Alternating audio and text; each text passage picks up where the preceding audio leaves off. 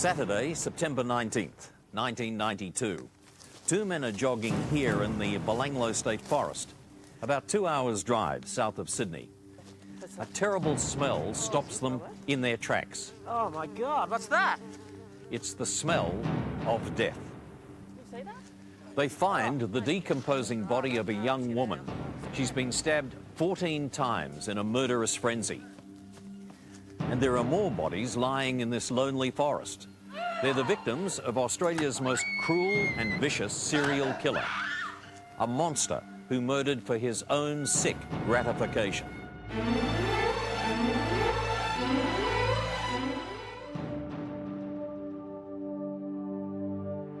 In the late 80s and early 90s, Australia is a mecca for backpackers. They're young, adventurous, and out to see the world on a shoestring. In just a few years, a billion-dollar industry springs up from nothing. Specialist hostels offer no-frills accommodation for young travellers.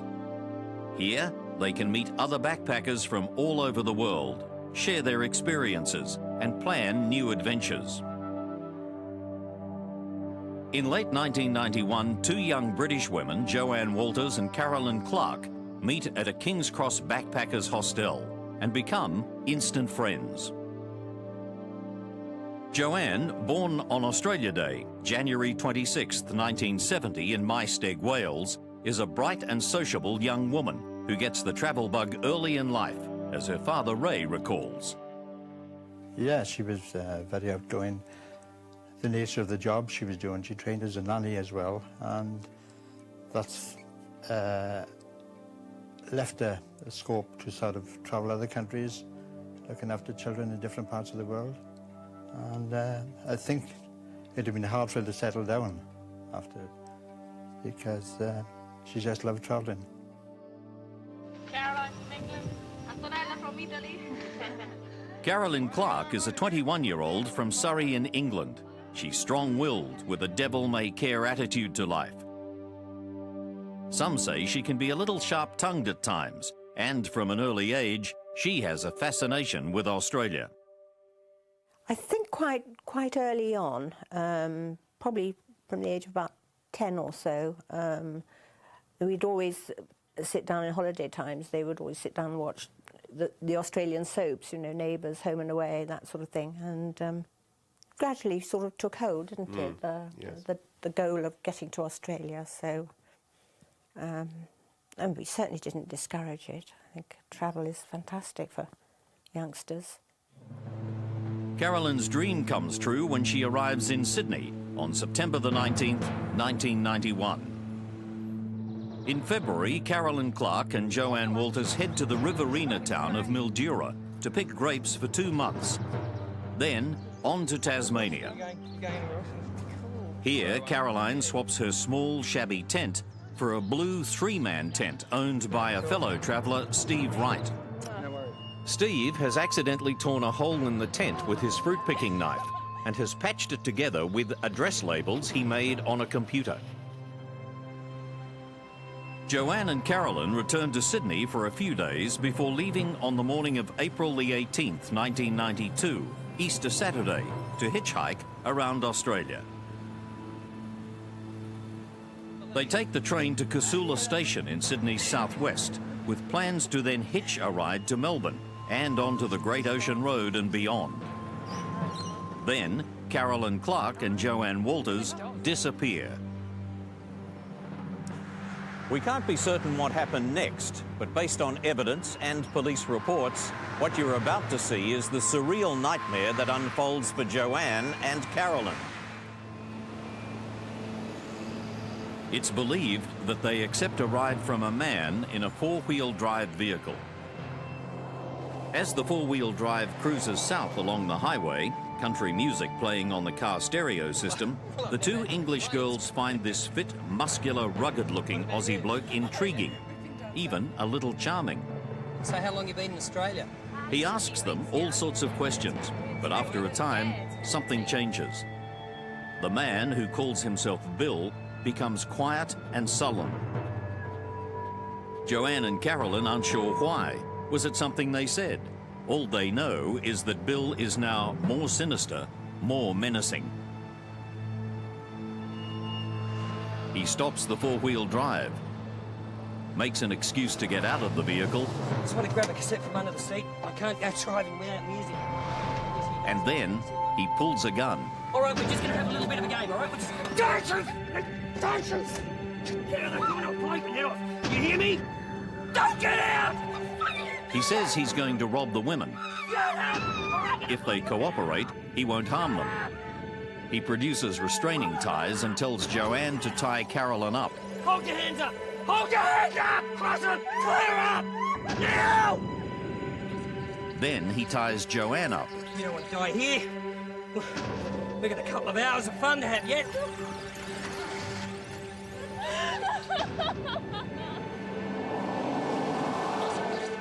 As he pulls back onto the highway, the assailant is in complete control, and the women are terrified.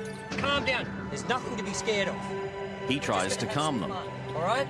Just going to play a couple of games, and I'll let you go, right? Unharmed. Just past the town of Berrima, he turns right off the highway into Bunnygalore Road.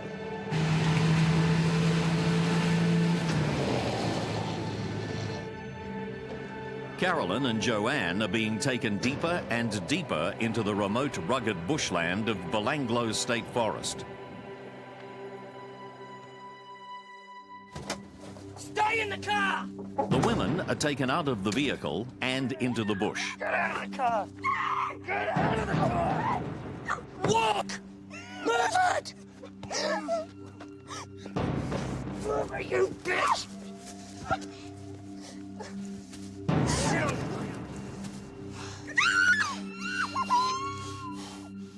Bill now says to Joanne and Carolyn that he wants to have sex with them. No, I'm just gonna... Look, see? I'm not here to hurt you, okay? He frees Carolyn's arms and allows her to smoke. There you go, see? I told you. Yeah? She nervously gets through 6 cigarettes as Bill sits watching, talking, trying to keep the young women calm and under his control. Hey, I'm not gonna hurt you. I'm not gonna hurt you. No.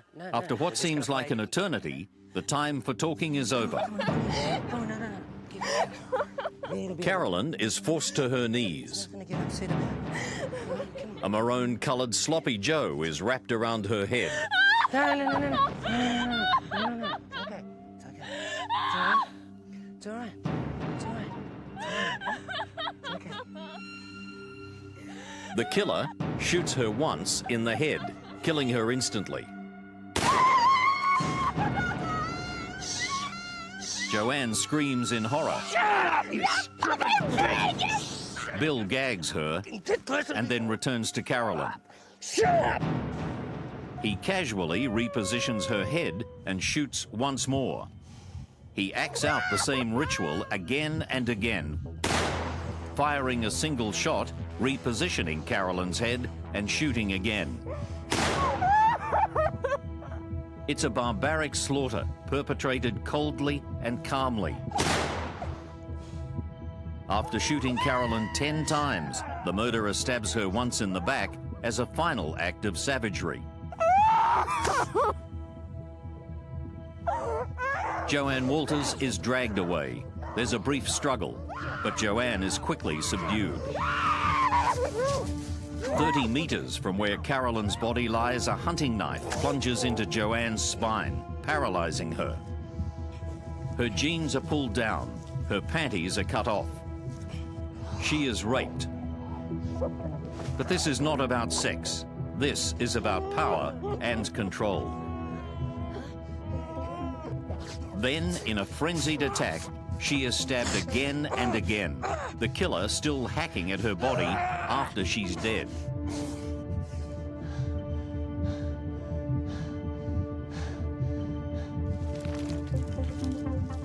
When it's over, the bodies of Joanne and Carolyn are crudely concealed with twigs and leaf litter before the killer leaves the scene.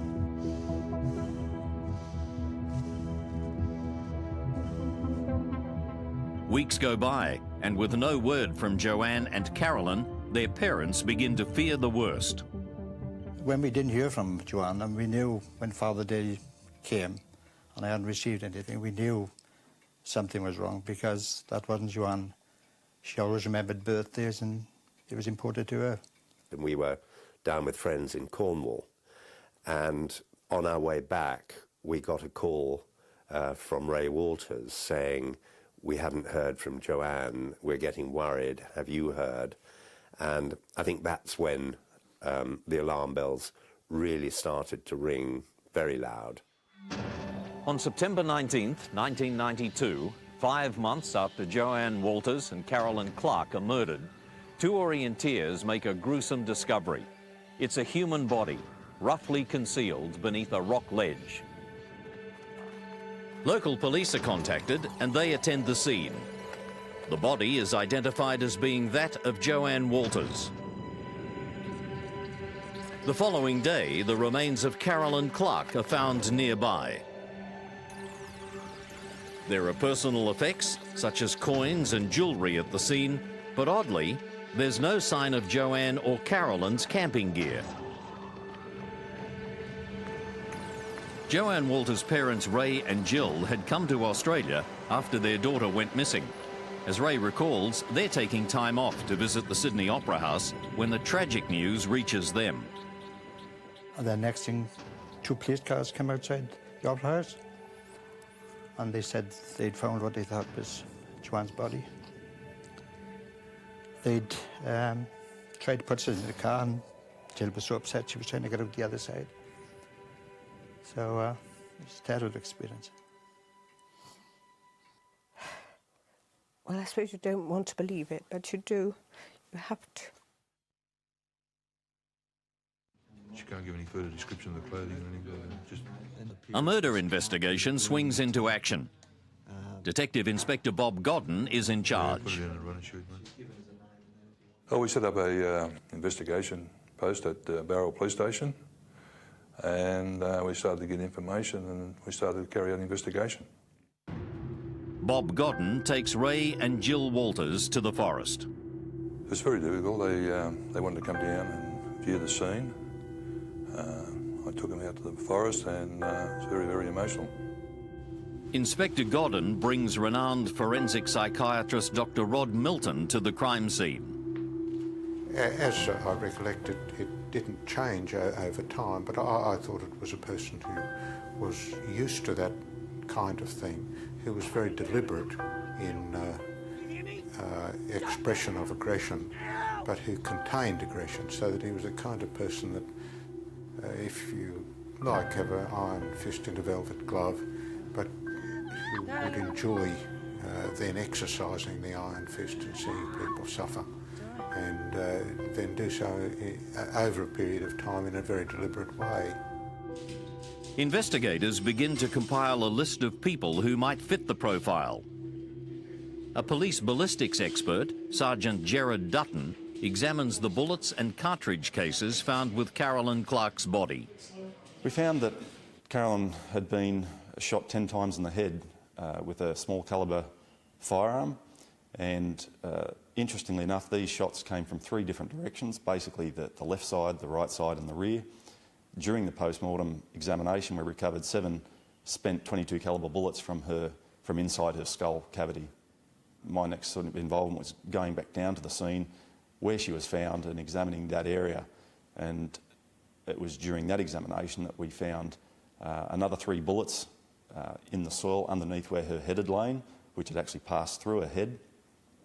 And with a metal detector, we made quite a large search of the area surrounding both bodies, and only several metres from where Clark's body was lying were 10 .22 calibre fired cartridge cases. Sergeant Dutton is able to identify the type of weapon used to kill Carolyn Clark. My laboratory investigations revealed that one gun had been used, and that it was, as far as I could determine, a Ruger model 1022 self-loading rifle. What I also found in relation to the bullets that were recovered from her head and at the scene was that there was a very unusual gouge mark on some of these bullets. They were very typical of being caused by a misaligned baffle in a silencer. As the bullet passes through the silencer, the side of the bullet scrapes up against it and it removes some of the lead in, and that's what I was seeing in this particular case. So the murder weapon is a Ruger 1022, almost certainly with a silencer fitted. But this is the only positive lead so far, and there are something like 55,000 of these weapons throughout Australia. With so little to go on, investigators have serious doubts that the murders will ever be solved. Then, more than a year after the first bodies of Joanne Walters and Carolyn Clark are found, a local man makes a gruesome discovery in Belanglo Forest. It's the skull of a young Melbourne woman, Deborah Everest, who's been missing since 1989, almost 3 years earlier.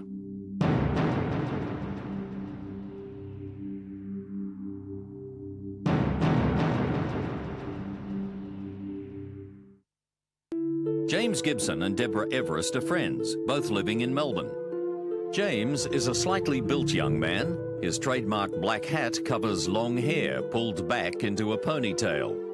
A freewheeling spirit, he seems an odd match with his friend, Deborah Everest. She's much more orthodox, and she's no fan of the alternative lifestyle. In the summer of 1989, James is keen to go to Sydney, and then back to the border town of Albury for an alternative culture festival.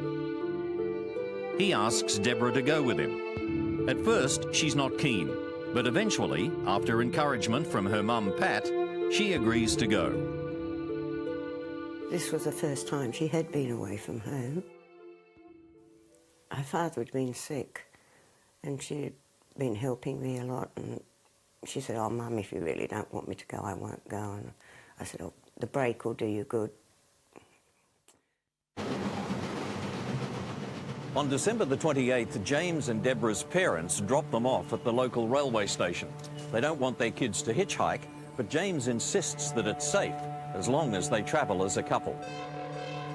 James takes his credit card and a backpack containing clothing, food, his camera, and a notebook. By the time they get to Sydney, their friends have already left for Albury. So James and Deborah stay the night, and then they set out the next morning between 9 and 9:30. They catch a train to Liverpool. It's believed that they then walk along the highway till they reach a small shopping centre at Casula. Deborah. A man approaches them and points to his four-wheel drive vehicle. He offers them a lift, and they gratefully accept. They travel south for what seems like an hour or so, and then the vehicle pulls over and stops a few hundred metres north of the turnoff to Belanglo State Forest. Just calm down, calm down, calm down, calm down, calm down. Before they know it, James and Deborah are prisoners. We're just going to play a game. They're taken into the forest.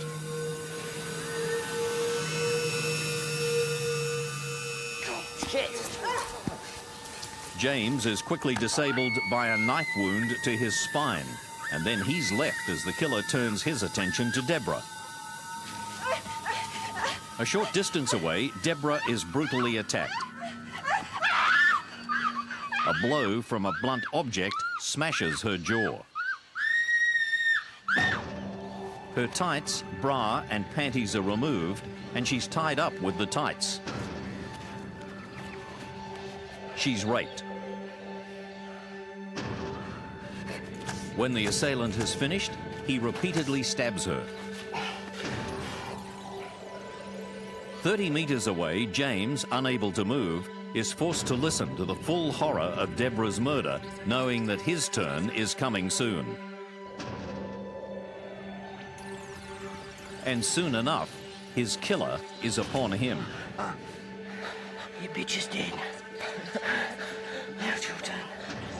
The knife, still wet with Deborah's blood, now plunges into James's chest. His body is roughly covered in twigs and leaves, and then the murderer goes home.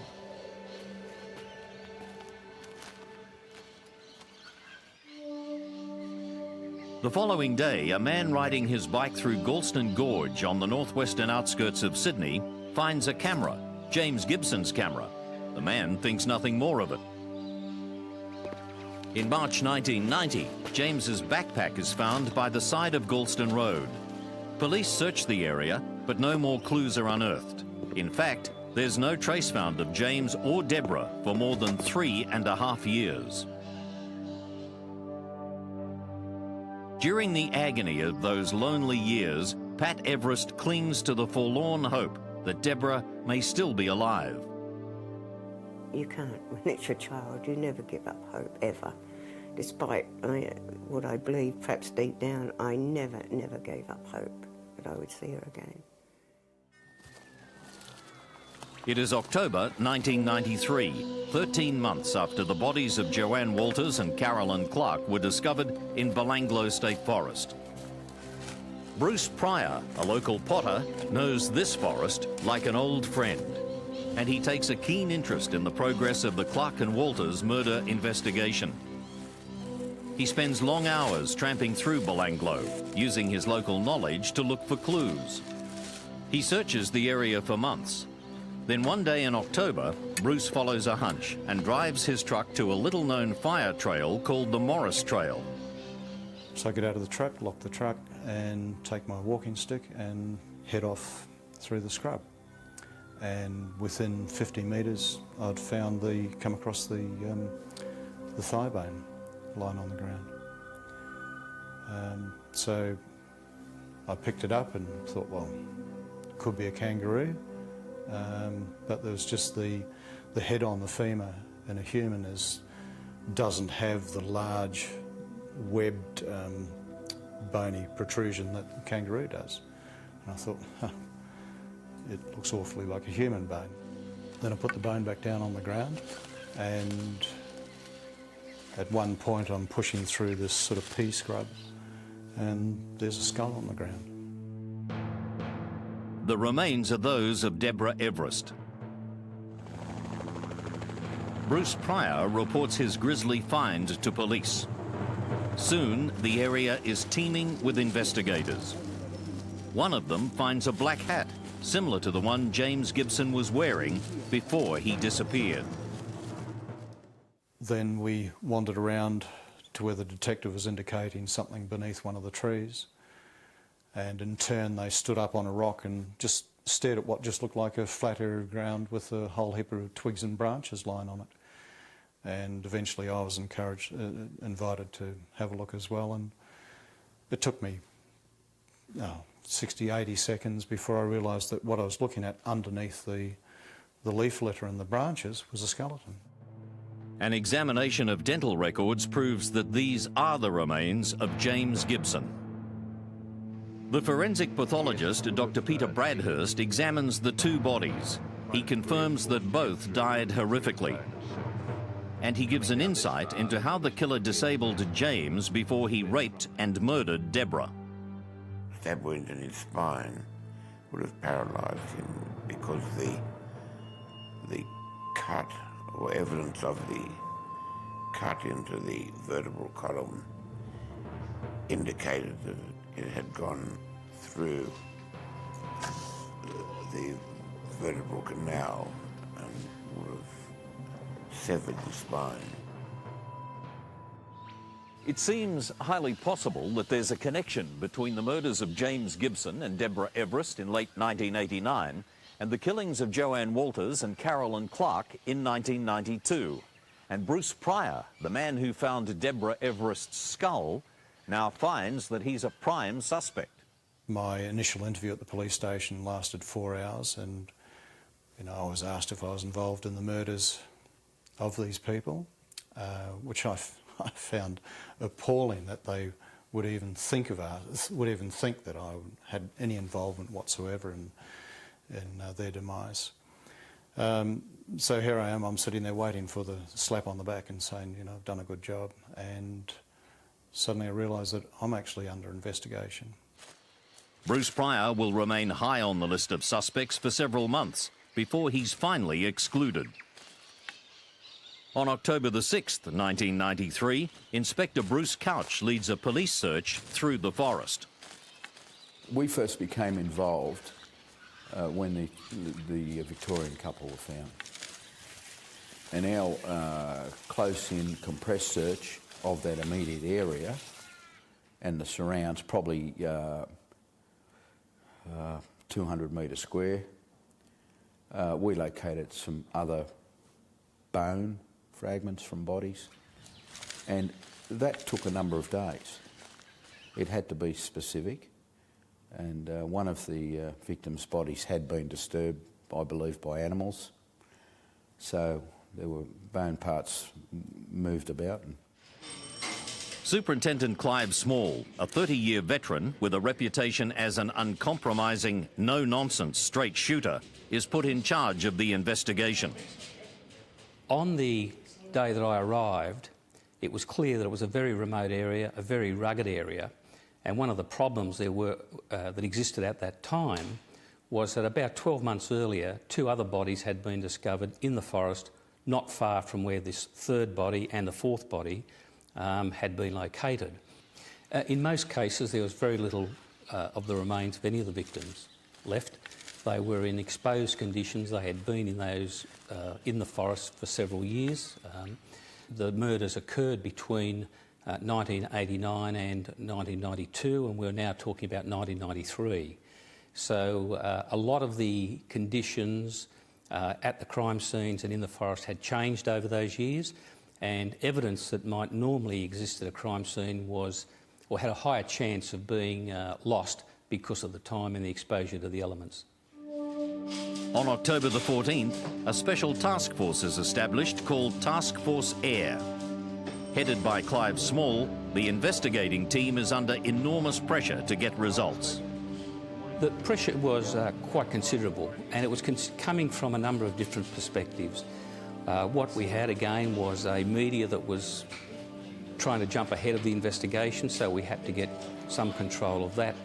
The pressure on looking after the welfare of the police that were down at this location was a major issue, and of course there was a general political pressure that existed when we had stories of serial killers running around in the highlands and those sorts of reports. John Fay is the Premier of New South Wales, and the Belanglo Forest happens to be in the heart of his electorate, so for him, this is personal as well as political. The winner is Sydney, Australia. And just 1 month earlier, he had led Sydney's successful bid for the 2000 Olympic Games, based partly on Australia's reputation as a safe country. And then almost instantly, here was a country that had some dark secrets, that was getting publicity all around the world. It seemed so contrary to all that we'd represented as being Australian. And I must say that it made me very apprehensive to put this matter to rest. Now a team of 40 police is combing the forest for clues and possibly more bodies. We were aware that there were a number of people missing. What we certainly couldn't tell at that time was, of all the people we had listed as being missing, who of those could be in the forest and who were not relevant to the forest. November the 1st, and the worst fears of investigators are realised. Another body is discovered. It's the remains of Simone Schmidl, a young German woman, murdered and left in the forest for more than 21 months.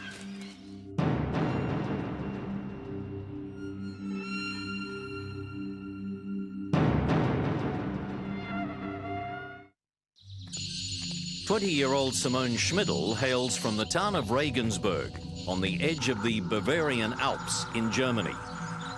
Known by the nickname Simmy, she's an experienced traveller. She's outgoing and adventurous, and by late 1990, she's made plans to travel to Australia. She purchases a distinctive-looking backpack, a sleeping bag, and a band to tie up her sleeping mat. She later buys a green water bottle and writes her nickname, Simmy, on it in marker pen. She arrives in Sydney in late September. She rings her father Herbert and tells him how friendly everyone's been.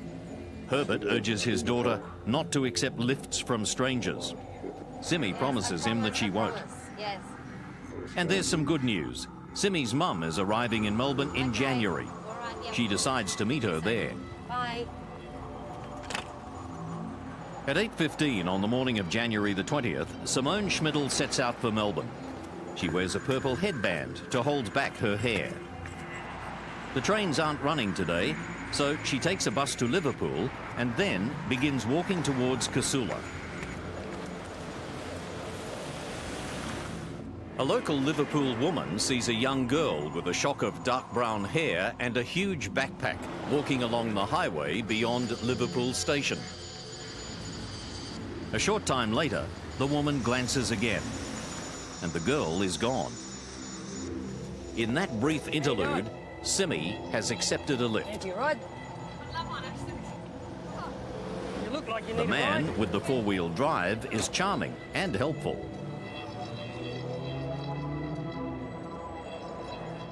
As they drive south past Mittagong, the driver becomes more aggressive. He launches into an anti-Asian diatribe. Then, without warning, he pulls over and pulls a gun. Okay, wait. Calm down! Calm down! Calm down! You're yelling, get no play off! Calm down! Simi is helpless. You gonna stay calm? The man quickly gains complete control, binding the terrified young woman with an elaborate wire and rope restraining device. Stay nice and calm. Okay.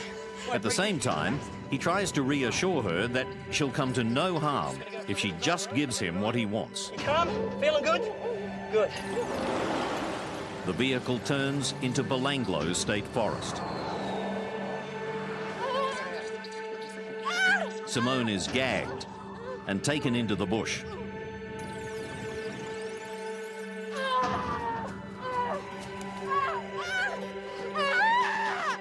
There's no possibility for her to escape or defend herself. Suddenly, a knife plunges upwards into her spine, instantly paralyzing her. Now, this predator can take all the time he wants. Only one person, the killer, knows how long this innocent young woman is made to suffer. But finally, her terrible ordeal ends with 4 horrendous knife blows.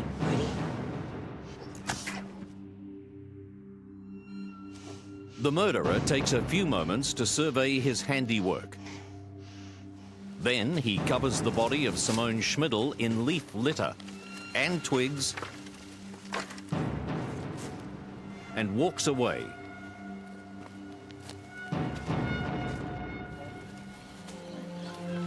Monday, November the 1st, 1993.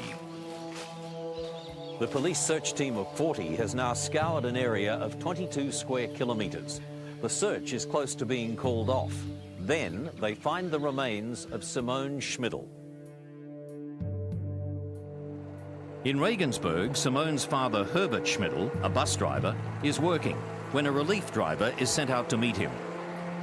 Then his wife arrives with tragic news.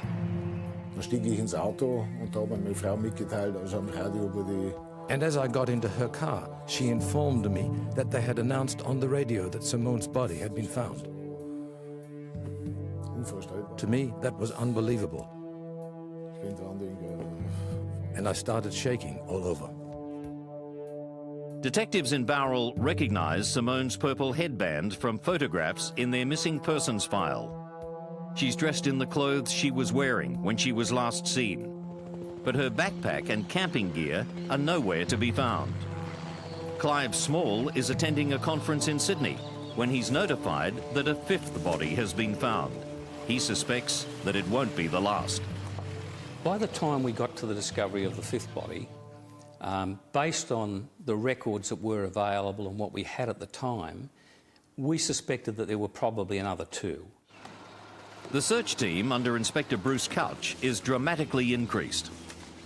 Well, initially it started with 40, plus myself and my deputy, and it escalated, I guess at the end of the day, between 250 and 300 police, which is a huge logistical exercise. Police walk shoulder to shoulder through the forest or crawl on hands and knees, searching for the most minute of clues.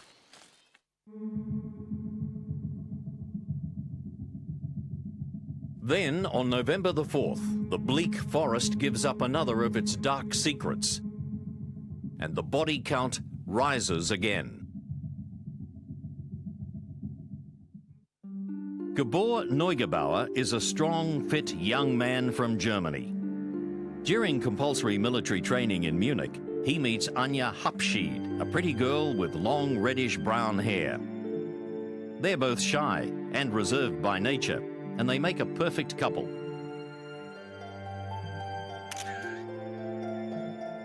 They love to travel together.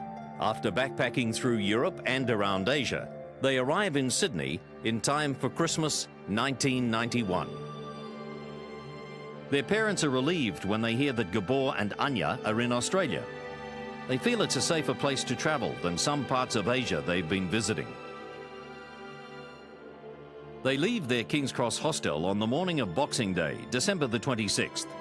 It seems likely that they follow what's become the backpacker routine, a train to Liverpool, and then a walk to Casula, and hopefully a lift south. At Casula, Gabor and Anja have some luck. And it's all bad. The friendly Aussie bloke with the four-wheel drive takes them south. Then, without warning, he turns on them. Okay, we're just gonna have a little go. Put your hands down. Gabor resists, but the man fires a warning shot. Get up, you piece of shit! Don't you ever grab this gun again! Or the next hole will be through your head. The bullet thuds into the passenger side door. Get your hands back! Tie him up! Gabor is strong, but he's bound fast and he's reluctant to act rashly in case he puts his girlfriend's life at even greater risk. Tie him up! And besides, this man has said he'll let them go in a little while. Now calm down. We're going to enjoy the time, right?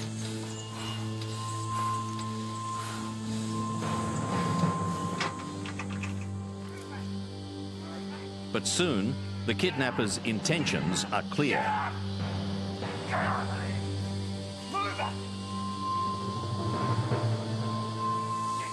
Anja struggles to get away, but to no avail. Where do you think you're going, bitch? Gabor goes to Anja's defense, but he's bashed unconscious. He is shot 6 times in the head.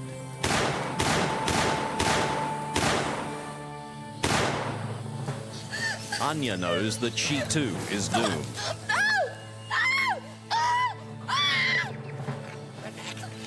She's dragged away. Later, we don't know how much later, a macabre ritual is played out. The young German woman is forced to kneel with her head bowed. Then she is, in effect, executed, decapitated with brutish force. The bodies are dragged to their final resting places, 55 meters apart. A money belt containing currency, airline tickets and traveller's checks is left 60 meters from Gabor's body and 20 meters from that deadly restraining device. Anja's jeans are left more than 150 meters away, along with drink bottles, rope and empty bullet boxes. Serial numbers on these bullet boxes will ultimately be used to help track down the backpacker murderer.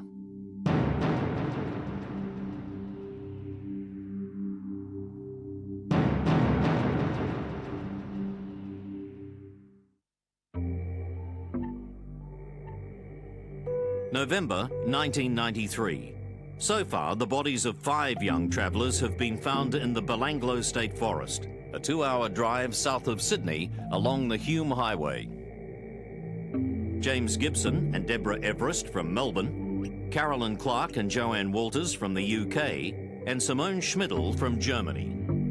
All have been savagely murdered, some shot, some stabbed, some sexually violated. Then, on November the 4th, the bodies of the young German backpackers Gabor Neugebauer and Anja Hapschied are discovered, and the murder count rises to 7. By the time we had discovered the 7th body, it was clear, in our minds at least at that stage, that we had one person responsible for all the murders. We had a lot of common features that were emerging, and I think it was fair to say at that time it was an appropriate time to declare or express the view that we had a serial killer, and I did that.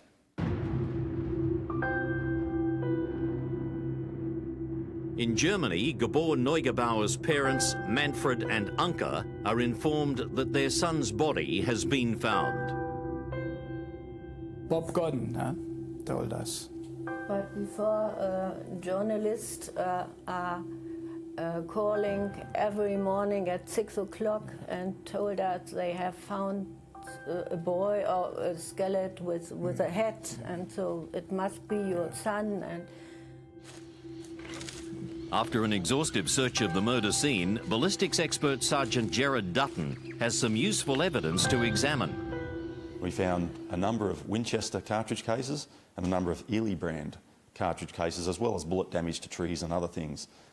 And this was quite exciting because once I'd had an opportunity to examine these cartridge cases, I was able to establish that the Winchester cartridge cases had all been fired in the same weapon that was used to kill Carolyn Clark, and now we had a definitive link between two of these murder scenes. Did he say where he was? On November the 9th, a toll-free hotline is set up. The response is so overwhelming that a sophisticated new computer system has to be devised in order to handle the avalanche of information from the public. At this early stage, there are numerous persons of interest, but there's one local family name that keeps cropping up. The name is Málaț. A number of people mentioned the Málaț family as being suspects for the murders. The reasons that were given were very general, but they included things like they were locals who had an intimate knowledge of the forest. A number of the brothers were very much into guns and were described as being gun freaks. A number were in fact members of gun clubs. The family had some run-ins with the police. They were seen as loners who lived by themselves, who looked after one another, who didn't interact with the community or police. And I think it was that sort of what I might regard in American terms as sort of being hillbillies, in a sense, that drew attention to them. Police receive a phone call about a man calling himself Paul Miller, who's been known to make strange and menacing statements to his workmates. Before any bodies have been found in Belanglo Forest, he says, "I know who killed those Germans." And later he says, "There are more bodies out there. They still haven't found them all." Inquiries reveal that Paul Miller is actually Richard Málaț. A short time later, a barrel detective visits the local pistol club, following up the list of Ruger 22 gun owners who might be suspects. He's approached by Richard Málaț's brother Alex, a member of the club. Bob Godden recalls his story. Well, Alex came forward and made a statement that he was driving along the road there that leads, heads towards the forest, and he saw two motor vehicles racing down the track into the forest, and he happened to notice that the two girls, one in each of the vehicles, and they were bound and gagged, and that there were four men in each of the vehicles, I think it was. But we were a little bit sceptic about it because of the way that he told it, and he must have had tremendous observational powers to see what he said he did. I don't know whether he was actually trying to put us onto a line of inquiry into the Málaț family, or whether or not he was trying to put us the other way. I just don't know. Alex and Richard Málaț are amongst 14 children born to a Yugoslavian immigrant, Stephen Málaț, and his wife Margaret between 1939 and 1962.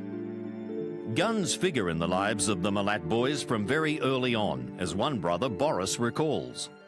I can remember that the guns seemed turned nasty there at one time. Dad built a big packing shed, and we used to play cowboys and Indians with slug guns. You know, we'd actually shoot at one another. And I was hit a few times, but this time I was, Alec being the shot he was, must have got carried away, and I put my head up, and next thing, bang, he shot me right in the front of in the forehead. And Dad seen that, and he took the guns off us, and I think if he was alive, he'd still be chasing Alec up the paddock. I'll never forget that. There are 10 Málaț brothers. Several of them are in trouble with the law from an early age. One brother, Ivān, is known to be a gun fanatic, and he owns a four-wheel drive vehicle. He has a criminal record going back to 1962, when at the age of 17, he was found guilty of theft. In 1971, he's charged with abducting 2 young women and raping one of them. But at the subsequent trial, the women, both under psychiatric care, are no match for the Málaț family's solicitor, John Marsden. The 2 young women came in and gave evidence, and they, quite frankly, stuffed their evidence badly and admitted that it was a consensual act. I never know whether it was or was not, you never know that, but the jury found him not guilty. And that was the beginning and end of it. It was a very good win in court from a point of view of a forensic cross-examination of the 2 victims, or alleged victims. With the Málaț family under scrutiny, investigators set out to find the owner of the Ruger 1022 used to kill Carolyn Clark and Gabor Neugebauer. The ammunition boxes found near Gabor's body have batch numbers on them. So police contact the ammunition factory in Victoria, where they were manufactured. We sent police down to Melbourne. They went through the records of the factory and were able to identify that they'd been sold in the year or so prior to the first murder, and that they'd been sold to something like about 55 gun shops around Australia, and about half of those were in New South Wales, and a number of them were in the Sydney area. One gun shop in Sydney's west is found to have sold bullets from the incriminating batch to a man using the name Ivān. Ivān Málaț works on road gangs for the Roads and Traffic Authority. The work takes him to a variety of locations, including a number of unsolved murder scenes. He was also working in the Galston area, northwest of Sydney, when James Gibson's backpack and camera were left there.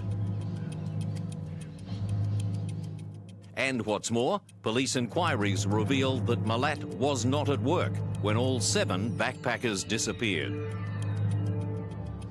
Clive Small has a burgeoning file on Ivān Málaț and his brothers, but there are still too many pieces missing. Then a story emerges that will put Ivān squarely in the picture. It's a story that's been buried since shortly after the first murders took place. In late 1989, a young Englishman, Paul Onions, arrives in Sydney with plans to see as much of Australia as he can. On January the 25th, 1990, he sets out for Melbourne, hoping he can hitch a ride at least part of the way. At Casula, he accepts a lift from a man in a four-wheel drive vehicle.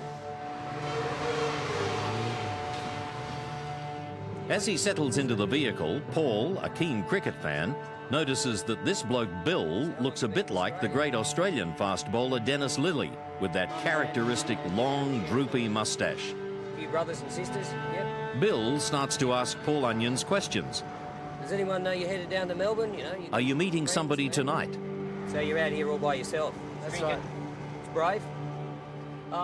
Bill says he lives locally. He's divorced, and his family is originally from Yugoslavia. Yugoslavia, over your way.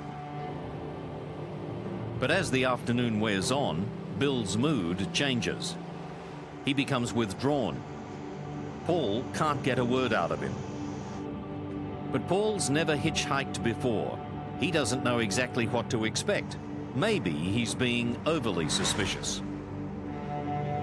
Then, south of the town of Berrima, Bill says he needs to pull over. We're just about out of radio range, so I'm just going to look for a spot to pull over and grab some tapes. That doesn't make sense. There are tapes right there, between the driver's seat and the passenger's seat. Paul is becoming edgier as Bill finds a place to stop. Mate, I just got to grab those cassettes. I got to have music. Paul gets out to stretch his legs. What are you getting out of the car for? Get back into the car. But Bill turns How on do I give him. you a ride if you're not in the car? Paul looks around to see how much traffic is on the road, just in case he needs to make an escape. Look, I've got to get this. He said, stay in the car, will you?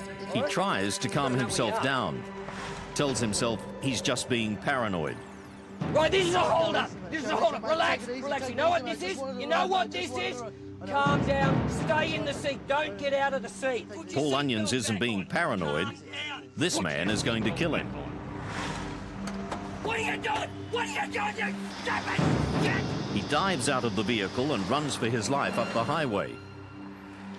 Bill grabs his gun and shoots. A local woman, Joanne Berry, is driving south with her sister and her children, and she comes across the scene. Passenger side guy was trying to wave down a car as if something was terribly wrong, and the second guy tackled him on the road, pushed him onto the medium strip. They seemed to wrestle a bit there. Then the first guy got up again and was running onto the road trying to wave down cars. Got tackled again. Got up again, ran, and he stood right in front of my vehicle in the lane. I'd been slowing down because I didn't want to run over anybody. He came up to the driver's side window, said, "Help me, he's got a gun." I initially said, "No, look, I've got all these kids, I can't do anything." Somehow I got off the road. The first guy hopped in. Get out of here, go! I reversed up the side of the road. We sat there and watched as the driver of the four-wheel drive started running back to his car. He looked to be hiding something, you know, like he was running as if he had his arms folded across his chest. He hopped in his vehicle and just drove off. And I then drove up, did a U-turn where I could and drove back to Barrel. A constable takes a statement from Paul Onions here at Barrel Police Station.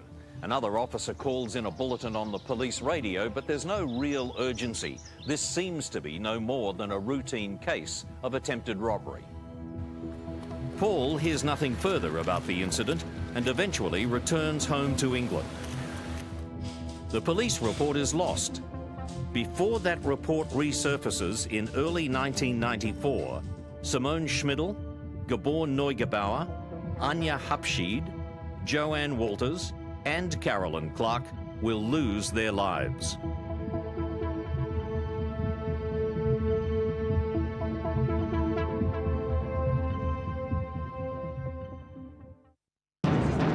November 1993. Paul Onions has been safely back home in England for more than 3.5 years since his terrifying encounter with a would-be murderer who called himself Bill. By now, 7 bodies have been discovered in Belanglo Forest. Believing that this man Bill might be the backpacker killer, Paul rings the police toll-free hotline in Australia to tell his story. At around the same time, Joanne Berry, the local woman who almost certainly saved Paul's life, also rings the hotline. But police have been bombarded with calls, and there is a mountain of evidence to be followed up. With no clear suspect in the picture, Joanne and Paul's statements are not acted upon for another 4 months. But by early 1994, there is more and more evidence pointing to Ivān Málaț. So Task Force Air officers dig deeper and come across the report of Málaț's rape charges from 1971. Then they take another look at the extraordinary story told by Paul Onions and corroborated by Joanne Berry. Some investigators are now convinced that Málaț is their man. Clive Small, though, is still being cautious. By around March, we had gathered quite a lot of evidence that suggested Málaț's involvement, Ivān Málaț's involvement in the murders. I wouldn't say it was sufficient to arrest him and charge him with those offences at that time. One of the investigators had spoken to Paul Onions on the telephone. There were actually several calls to discuss what he could remember about the incident, what he could describe. And based on those telephone calls, we were convinced that he was talking about the Belanglo murderer, that his evidence was vital, and that for court purposes we needed to be careful about how we spoke with him on the phone, and the best approach was to bring him out here, make sure that we did everything formally, made sure it was done correctly and beyond question, and the decision was made to bring him out. Paul Onions arrives back in Australia on May the 2nd and is taken to the area where the attempted kidnapping took place in 1990. It's just 800 metres north of the Belanglo forest turnoff. Back at Task Force Air headquarters, Paul is shown a videotape of 13 men with moustaches. He looks at the tape twice and both times identifies face number 4. It's Ivān Málaț. Then, on May the 21st, detectives visit the home of Alex and Joan Málaț. Alex shows them a backpack that Ivān has given to Joan. The investigators are certain that it's Simone Schmidl's backpack. This is the first hard evidence that directly links Ivān Málaț to the backpacker murders. Once we had that backpack, we knew we were on the right track. We had that little bit of extra evidence, and it was decided to go in. In late May, a massive force of almost 300 police mobilises to move on properties associated with the Málaț. Ballistics expert Sergeant Gerard Dutton is assigned to the group targeting Ivān Málaț's house. May the 22nd, 1994, from memory, that I was to be one of 4 searchers to conduct a search upon Ivān Málaț's house, and simultaneously police were conducting or going to carry out searches on other properties belonging to other members of the Málaț family in New South Wales and Queensland. My role at Ivān Málaț's house was not only to assist in the searching process, but to assess the significance of any firearms evidence that we might find there. And I spent 3 days searching the house, and then I left to continue work back in the laboratory while the search actually still carried on. But by that stage, we'd found some very, very interesting and promising evidence. Ivān Málaț is arrested. Police discover a mountain of evidence against him. They find a vast hoard of weapons and numerous items belonging to the victims, including Simone Schmidl's green water bottle. The name Simi has been scratched out, but can be seen when examined under infrared light. A pillowcase is found in Málaț's garage. It's similar to the one seen by Paul Onions, and it contains elements of a restraining device, including sash cords stained with blood, almost certainly the blood of Carolyn Clark. A photo is found of Málaț's girlfriend wearing a Benetton top, identical to one owned by Carolyn, and it's of a type that's sold in England, but not in Australia.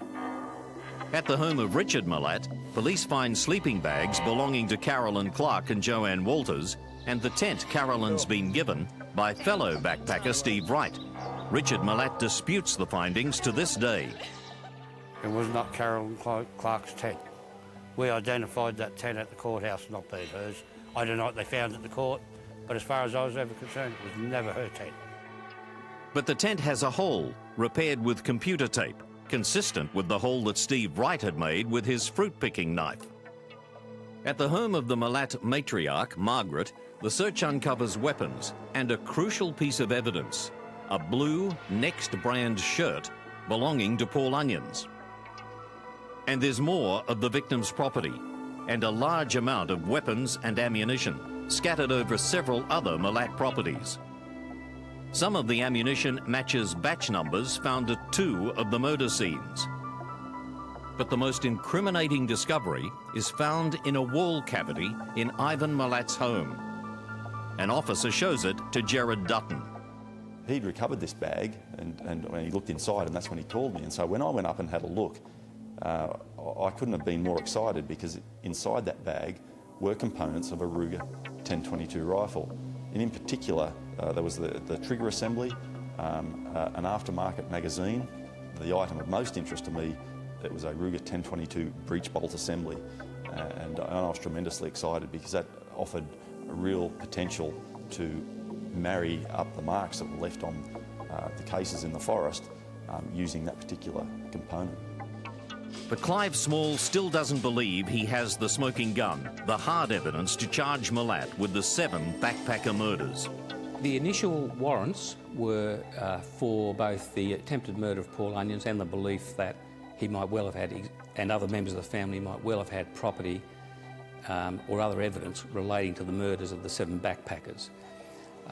But at the end of the day, when he was arrested, the charge preferred against him was against the attempted murder of Paul Onions, because we needed time to assemble all the facts and the evidence we had relating to the other 7 murders, and to analyse the exhibits and property that were found on the day of the raids.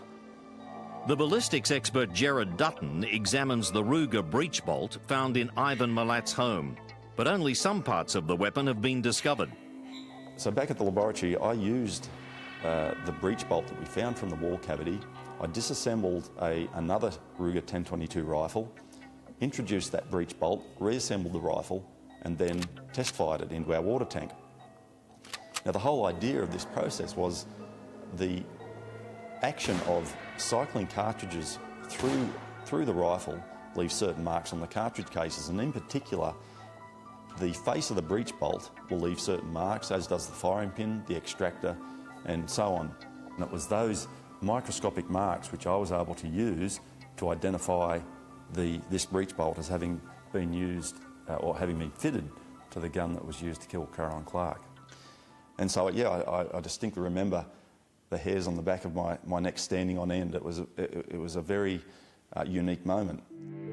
On May the 31st, 1994, Ivān Málaț is charged with all 7 backpacker murders. I believe right up until the last day, Ivān believed that he was somehow still in control of the situation. He didn't believe that the police would ever convict him. I don't think he actually objected to being the centre of attention and being the person accused of these murders, because I think he still thought he was in control of the situation. At the committal stage, Málaț is represented by John Marsden, who doesn't mince words with his client. And I said, Ivān, if these things are true, and I'm not accusing you, but if they are true, and I can tell you the evidence is bloody strong as I've seen the evidence, then you've got a problem which is not a straight-out murder problem. You've got psychiatric problems. We need to get psychiatric help and treatment and see whether you can do a compromise deal. And Ivān didn't react well to that, and the next time I went to court, I was standing up in court before the learned magistrate Flack, and Ivān just said, I've sacked John Marsden, he's not my solicitor. And that was the last contact I had with Ivān Málaț. At the committal hearing, Simone Schmidl's father, Herbert, is asked to identify some of Simi's belongings. He takes offence when his evidence is questioned and throws his cigarette packet across the courtroom. I was in a situation which one does not experience every day. And on top of that, to sit across from the accused killer with 6 or 7 meters distance between us, and he looks at me with a grin on his face. I don't know why I did this, but it gave me great satisfaction, throwing that cigarette packet, as I felt the defence lawyer was trying to catch me out. In any case, that grinning face of Málaț will haunt me for the rest of my life. Málaț is committed for trial to commence in June 1995, but proceedings are repeatedly delayed as wrangling continues over legal aid for his defence. The trial finally begins on March the 11th, 1996, at the St James Supreme Court, with Justice David Hunt presiding. The accused is represented by barrister Terry Martin. Early in the trial, Crown Prosecutor Mark Tedeschi produces a key witness. Paul Onions I think he was my first witness. He was obviously a most important witness. Really, I think you could say the most important witness in the prosecution case. The reason being that he was the only person who had been the subject of an attempted abduction by Ivān and got away. And Ivān had not just Paul Onions, but all of this circumstantial evidence and forensic evidence, his possession of voluminous amounts of backpacking equipment which could be proven had come from these 7 deceased backpackers. The ballistics evidence which showed that he was in possession of the 2 firearms which had been used, the blood that was found in his home that was shown to have been consistent with having come from one of the deceased backpackers. His possession of cable ties that were the same as the cable ties at one of the death scenes. His possession of material identical to that which had been used in one of the other restraints on one of the other backpackers.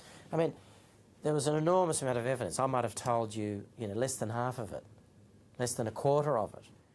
During the trial, Anke and Manfred Neugebauer watch Málaț closely.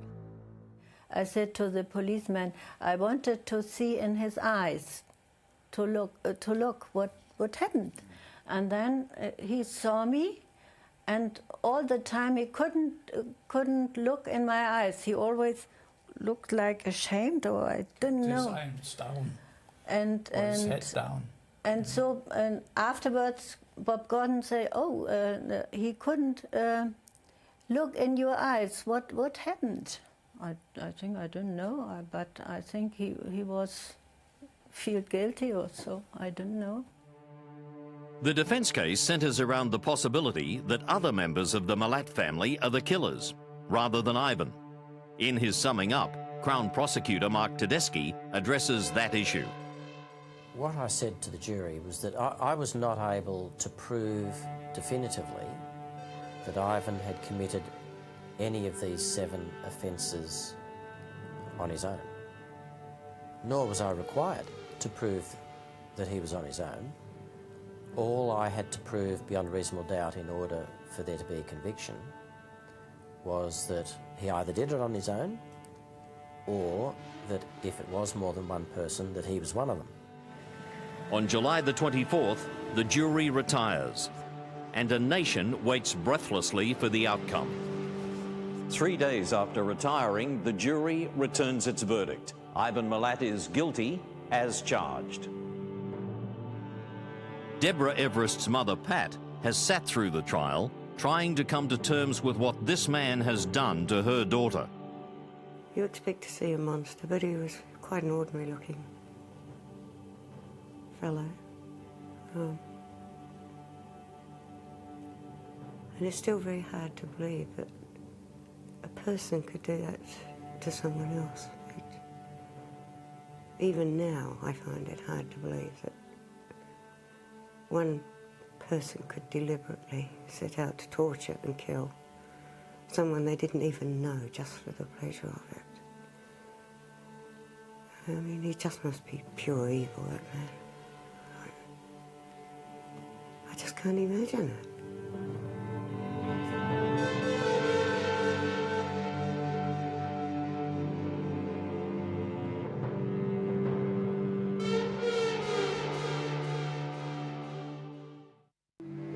On May the 27th, 1996, Ivān Málaț is convicted of the 7 backpacker murders and the abduction and attempted murder of Paul Onions.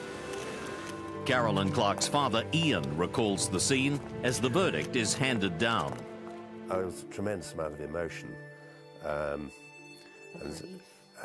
and relief once the verdict came.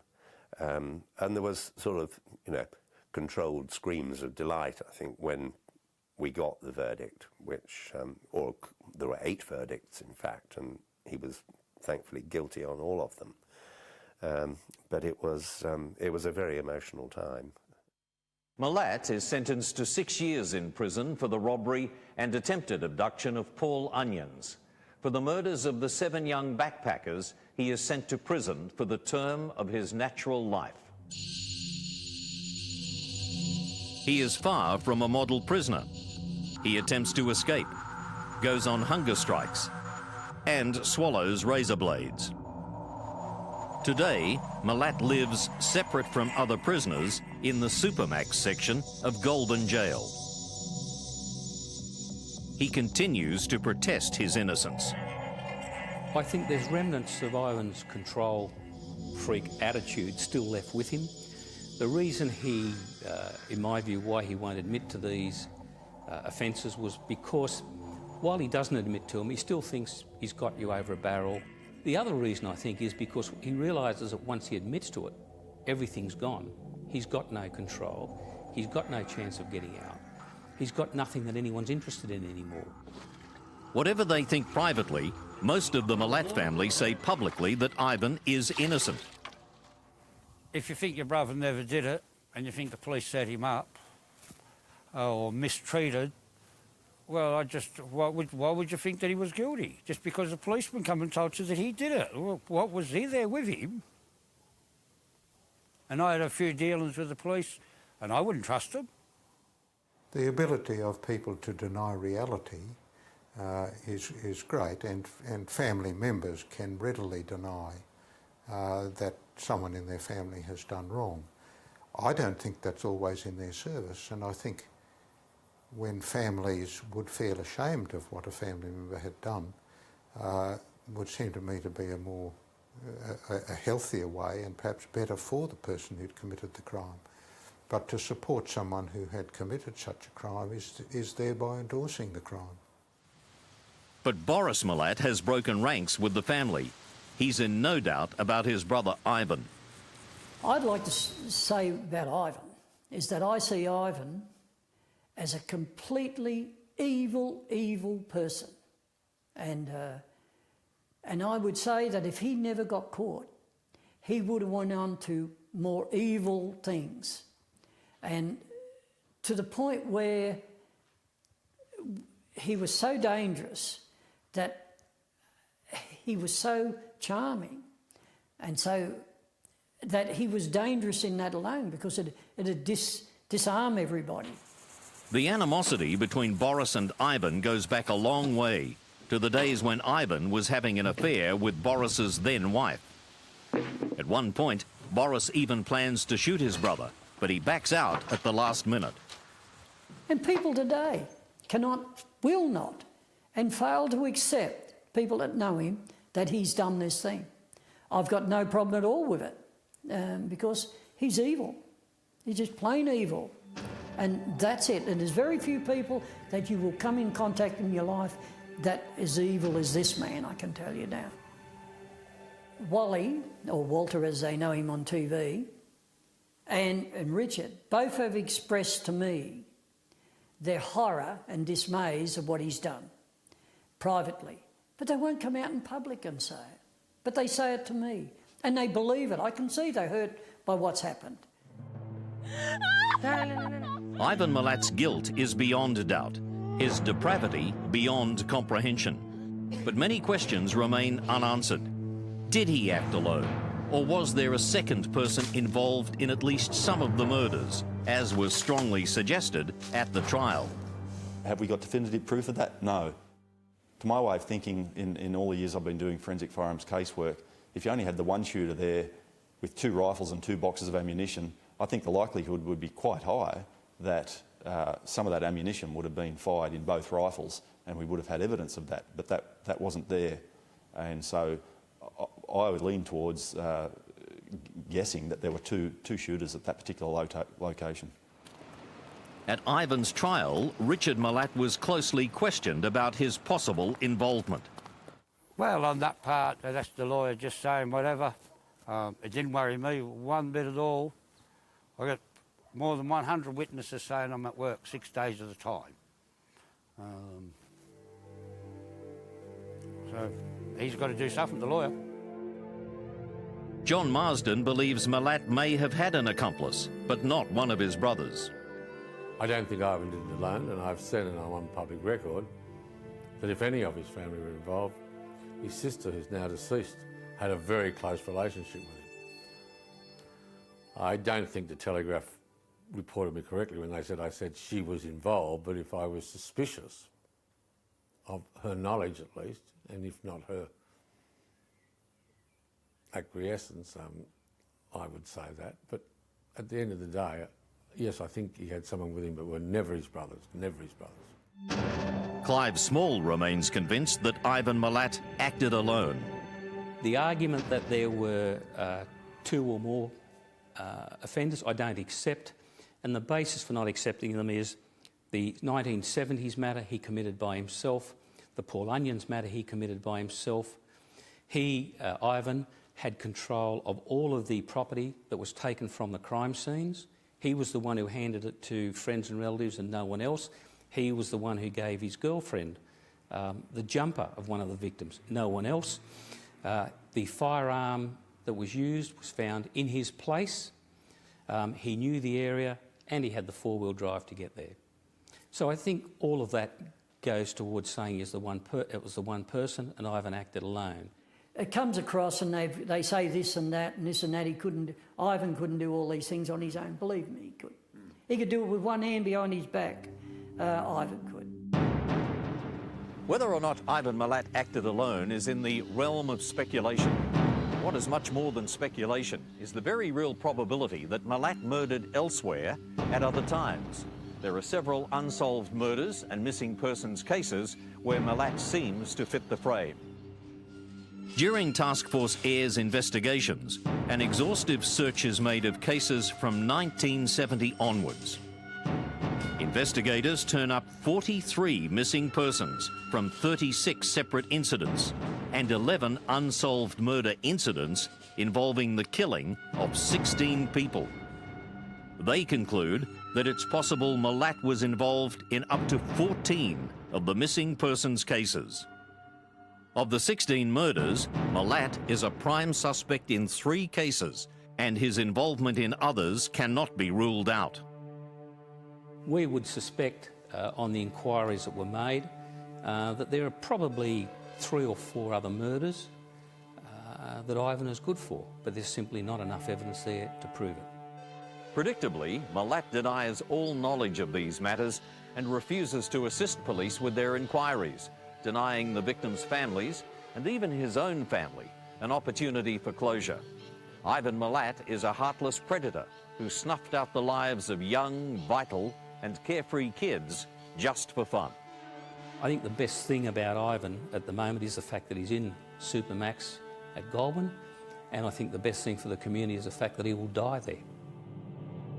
Málaț has been brought to justice, but for the parents of James, Deborah, Simone, Gabor, Anya, Carolyn, and Joanne, the agony goes on. Their children were taken from them in the most horrific circumstances.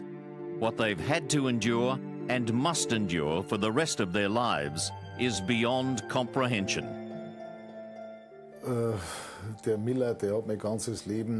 Málaț has destroyed my entire life. He has completely thrown me. No one will ever know the pain I go through. An outsider has no idea what one has to cope with and how you have to experience it yourself to know what it is like to lose your only child. I feel so sorry, so down, really. It comes always from time to time.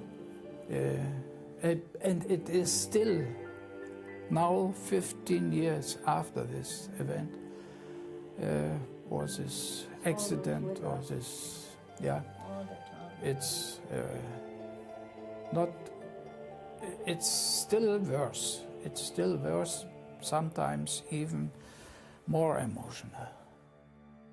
Even now, I wake up sometimes and think, perhaps it was just a dreadful mistake.